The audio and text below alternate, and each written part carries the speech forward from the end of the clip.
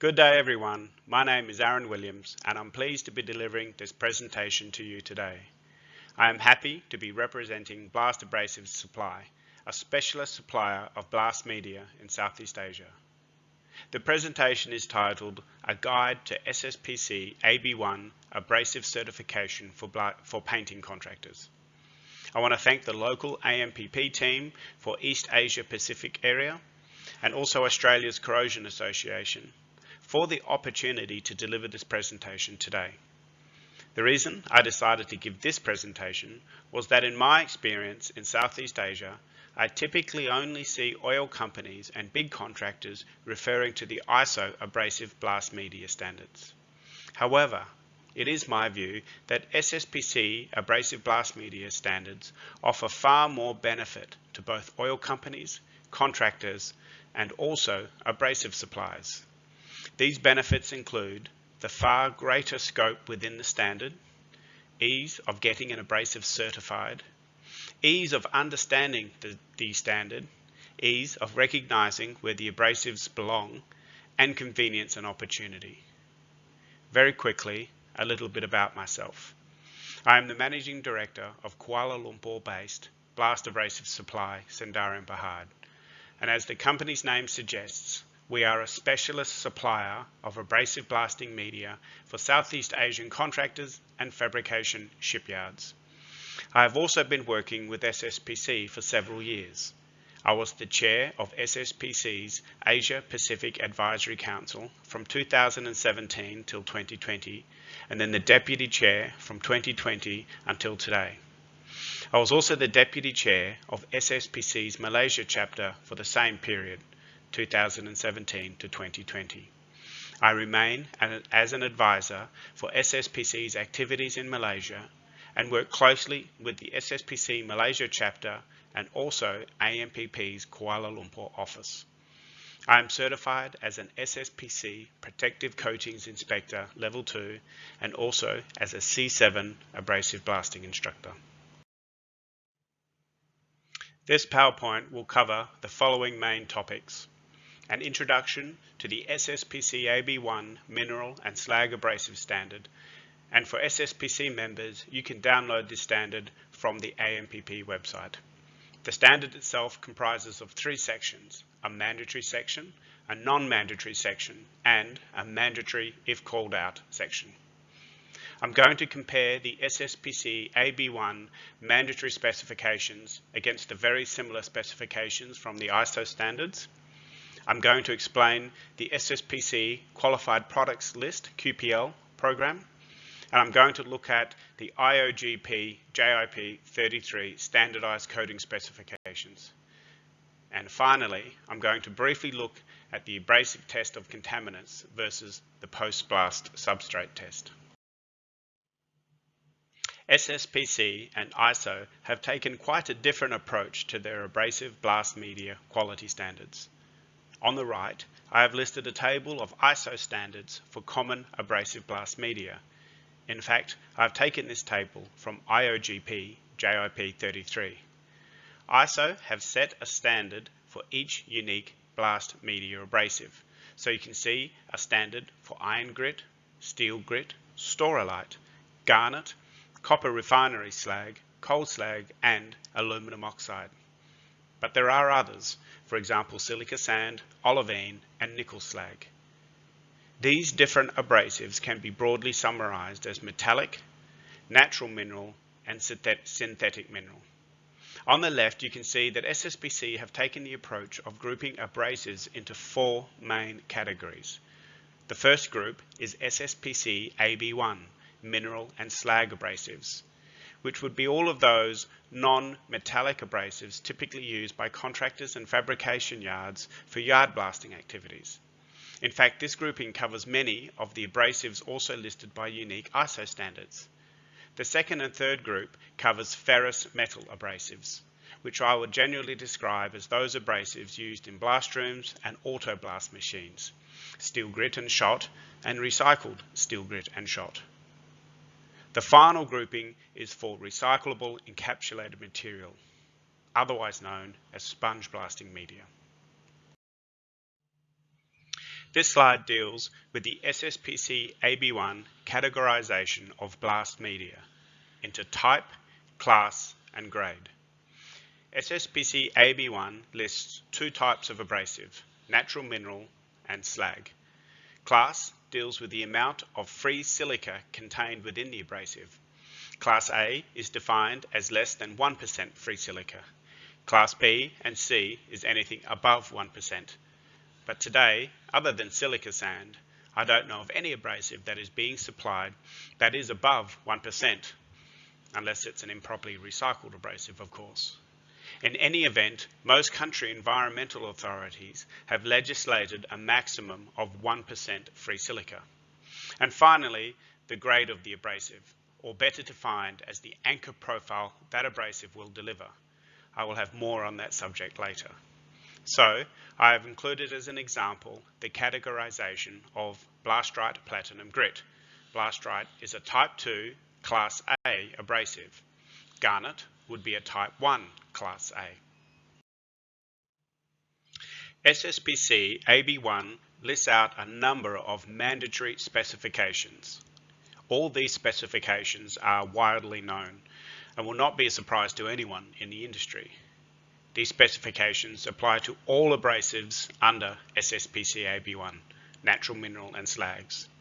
The specifications are as follows: specific gravity, hardness, weight change on ignition, ASTM D4940 water-soluble contaminants, moisture content, oil content, crystalline silica, surface profile, particle sieve size, and compliance to USA, federal, state, and local health and safety regulations. I have more slides relating to ASTM D4940 water-soluble contaminants and health and safety regulations later in this presentation. One specification that catches many by surprise is the 1000 microsiemens per centimetre maximum for water-soluble contaminants. Most of us refer to a maximum of 150 microsiemens per centimetre, common in the oil and gas industry. It must be remembered that SSPC AB1 standard applies to many industries, oil and gas being only one. Oil and gas requirements are typically much more onerous than what you'd see in other industries. So in this case, oil companies and paint suppliers are free to set another maximum. And so, for example, they might set 150 microsiemens per centimetre rather than 1000 microsiemens per centimetre. Water-soluble contaminants, oil content, and surface profile are all invoked by SSPC abrasive blast cleaning standards, such as white metal, near white metal, and etc. In this slide, I have summarized the main table taken from ISO 11126-10 for almandine garnet. You'll see almost immediately the similarity between this ISO standard and SSPC AB1. Under this standard, ISO lists the maximum for apparent density or specific gravity, hardness, moisture content, water-soluble contaminants by conductivity, water-soluble chloride, free silica, mineral content, and chemical composition. Determining water-soluble contaminants under ISO uses a different method than SSPC AB1, which uses the ASTM D4940 method. The different methods produce a result that is different, so care must be taken by specifiers to make it clear which method they are setting. As an aside, 25 millisiemens per metre is equivalent to 250 microsiemens per centimetre. In my opinion, the ASTM method for determining water-soluble contaminants is far easier to perform than the ISO method. This is particularly important when you consider that many of these tests are not done in laboratories, but at site by inspectors and foremen to quickly determine whether the abrasive that they have been supplied meets the salts requirement. Under the ASTM D4940 method, you combine 300 ml of deionized water and 300 ml of abrasive. Stir for 1 minute, rest for 8 minutes, and stir for 1 minute before testing. Under the ISO method, 100 grams of abrasive is required with 100 mils of deionized water, and the test takes 1 hour. So in my experience, the ISO method is rarely used on site, as they do not have an accurate scale to weigh the abrasive, and who has 1 hour per sample to waste. I note that under IOGP JIP 33, the oil companies have specified the use of ASTM D4940 method, not ISO. You will note that under ISO there is the requirement for a maximum of 25 parts per million chloride, whereas SSPC is completely silent on chlorides and only calls out the conductivity method. Once again, in my experience, oil companies rarely call out chloride tests and rely on conductivity tests only. ISO also requires mineral content and chemical composition analysis, whereas SSPC is silent on these requirements. SSPC standard encompasses a wide range of abrasives, so this requirement would hold little value. And also, in my opinion, SSPC is more focused on the outcome of blasting, that is cleanliness, efficiency, and productivity, than the mineral and chemical content of the abrasive. SSPC-AB1 sets a mandatory requirement for environment, health, and safety. This mandatory requirement states that the abrasive blast media meets USA federal, state, and local regulations. This is primarily achieved from a leachate test metals analysis, commonly known as T-clip, for nasties such as mercury, arsenic, barium, and others. The results of the tests are measured against the EPA T-clip regulatory limits, and the abrasive blast media either passes or fails this test. Each country also has their own specific requirements, unless they are happy to accept the USA regulatory limits. In Malaysia, for example, to get an approval from Malaysia DOE, you are required to submit a chemical and microbiological analysis for approval. Furthermore, countries may also require radiation screening, and once again, using Malaysia as an example, you would submit a sample to the Malaysian Nuclear Agency for testing. Another very important differential between SSPC and ISO approaches is the anchor profile, the grade, and sieve size. Under SSPC, you are required to determine the expected anchor profile range for each grade of blast media. This requirement was born from a common complaint from industry that supposedly the same sieve-sized abrasives, for example a 3060 mesh, between different suppliers were producing different anchor profiles. Whereas under ISO, for each grade you are given a particle size distribution that you must comply with. This is summarized in the table to the right.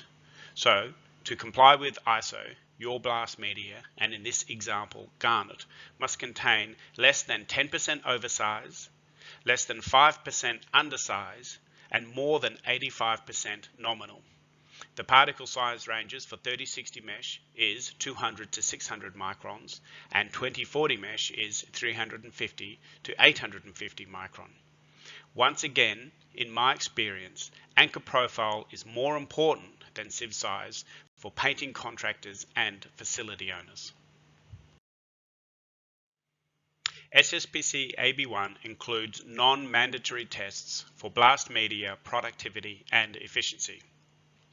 For obvious reasons, this test is very relevant to painting contractors to gauge the amount of abrasive they'll consume and the duration of the project, or at least enable them to compare productivity and efficiency between their abrasive choices.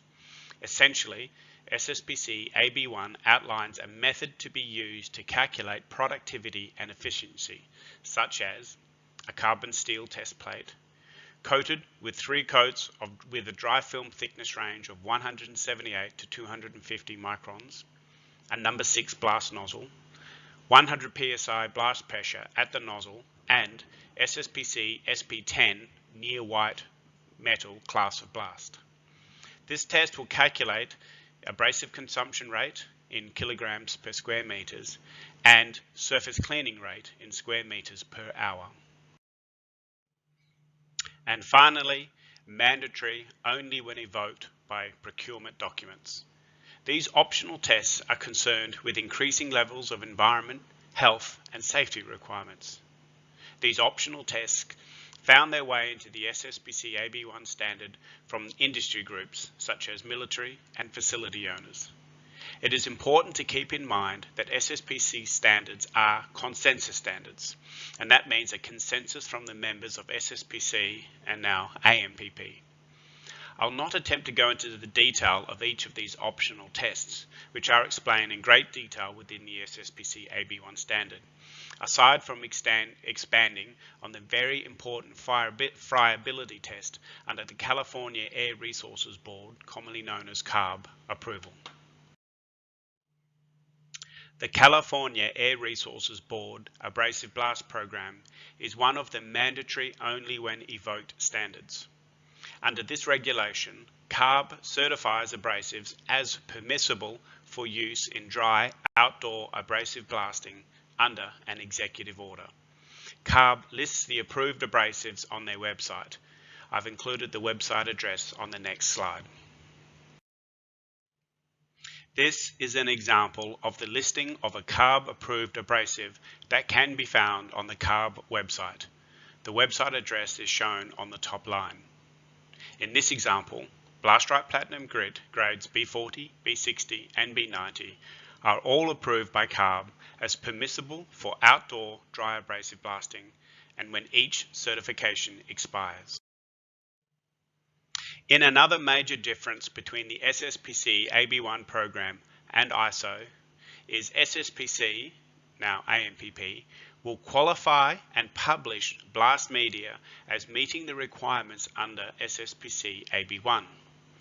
The SSPC-AB1 qualification program came about because of requests from facility owners and industry to allow specifiers and project owners to quickly select suitable certified blast media for projects. The certifications are valid for 2 years, after which the abrasive must be recertified.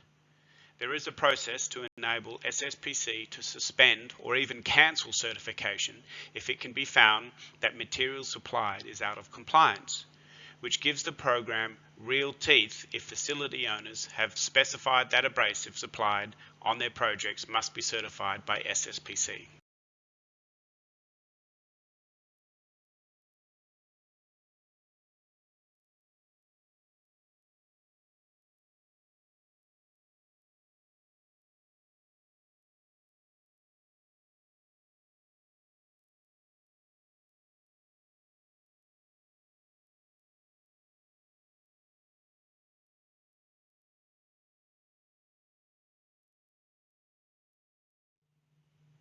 To participate in the SSPC QPL program, you should first contact Amy Beggs from SSPC and you'll be provided with the pack of instructions and forms.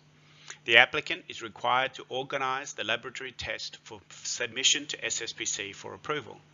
The tests cover laboratory test work, abrasive profile classification, and the additional mandatory and non-mandatory, if called out, tests.